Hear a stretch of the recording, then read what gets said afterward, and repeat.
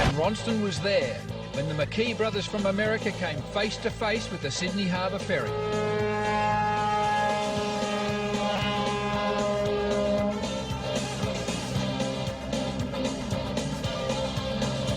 Oh, Yankster just ran into the ferry. Real bad. While the crew members scrambled back to their mangled skiff, owing much to Lady Luck, skilled engineering limped back for repairs after snapping a mast while trying to miss the same ferry which had slowed down after the collision.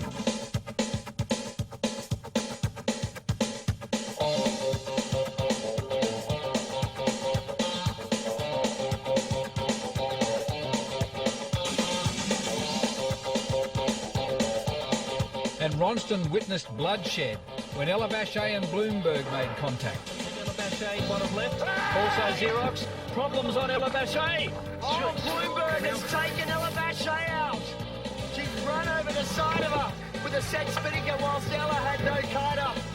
And here's the replay. Michael Walsh setting the spinnaker. Kevin Nixon in the boat. Bloomberg comes in straight over the top of the wing. Oh, knocks Michael Walsh badly off the wing as well. Hope he's not injured out of that one. Elabashay over for the second time.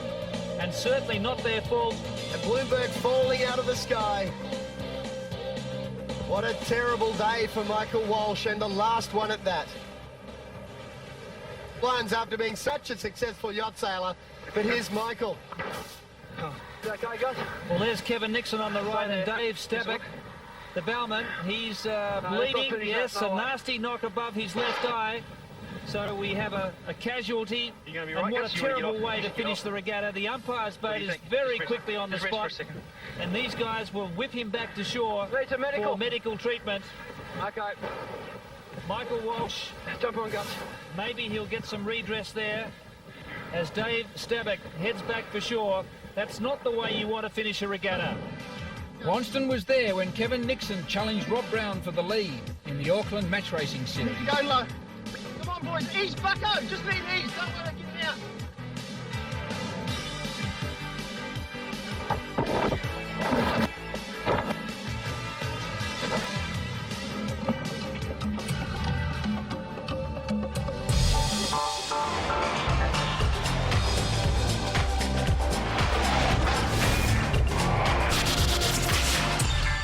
The Grand Prix circuit of 92-93 was a classic battle between ferocious competitors Rob Brown and Julian Bethwaite.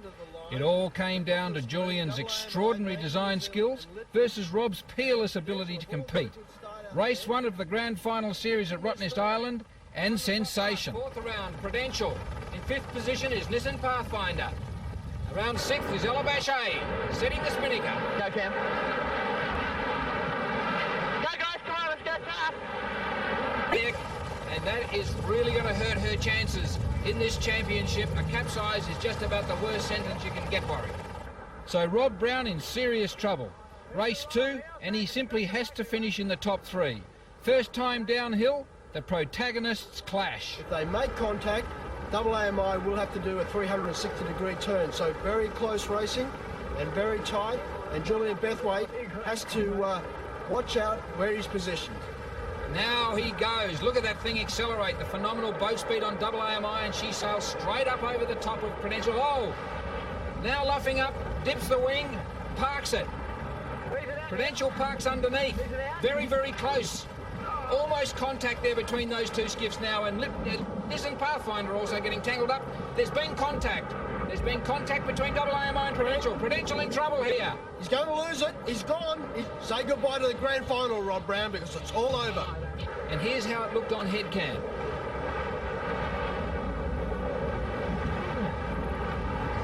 Leave it out now. Leave it out. Oh.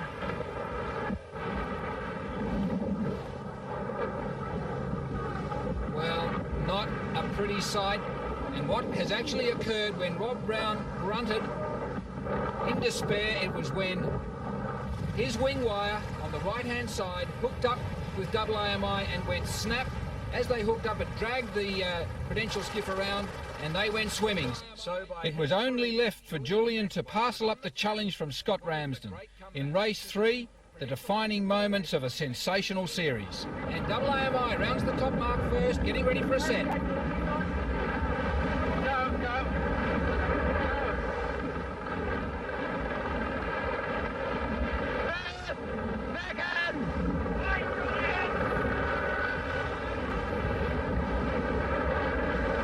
Andrew Hay, the forward hand.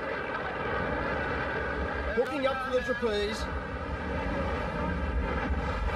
David with the sheet, and that's a good set in tough conditions. Now look at them bolt away from the rest of the pack. Xerox, the reigning Grand Prix champion, goes for the set. Oh, look at that mast. Look at the top of the mast of the Double AMI. You cannot believe it's still in the sky. Just flapping around. Cannot believe that it's holding together. The spinnaker flapping. Look at this. Now that's a fiberglass top. They put fiberglass tops on the mast to give bend so that they get rig reaction, and I cannot believe that thing is still in the sky, Warwick. It was bending like nobody's business. I too am absolutely astounded that that thing is still in the boat. Julian Bethwaite has put about 5 years of research into this fiberglass tip, and everybody else has really copied his research and development. And even so, I'm still amazed that it was able to take that sort of a pounding.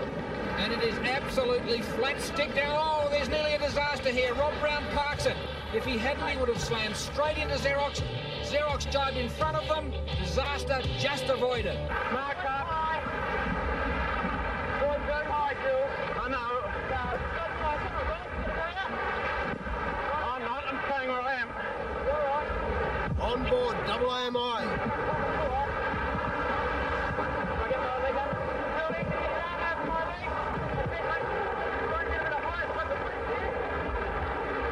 Chopper overhead. And Julian Bethwaite there. This is a dangerous situation. Just out to their left, you can see the breaking water of the reef. There's a buoy that marks the outer extremity of this reef. I believe they're inside it. They are in great danger. There it is. They're inside it, and they've got through. And here's a replay. My goodness me, the action is so thick and fast. Here's the mast, Warwick. Look at it go. Now that is a real tribute to the engineering skills of Julian Bethwaite. That whole mast, the top of the mast is inverted. Look at it bend over. And I'm still absolutely astounded that that mast is still standing in that boat. Double AMI has won the Unison Challenge, and Julian Bethwaite, David Witt and Andrew Hay have proven themselves the number one 18-foot skiff team in the world today.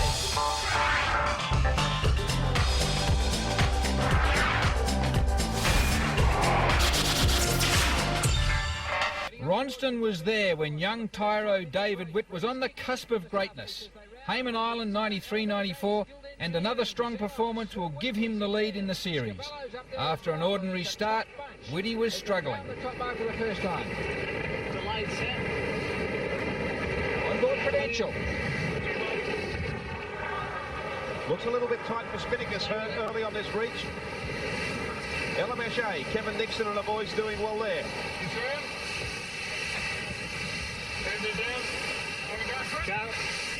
The big decision, when to set the Spinnaker.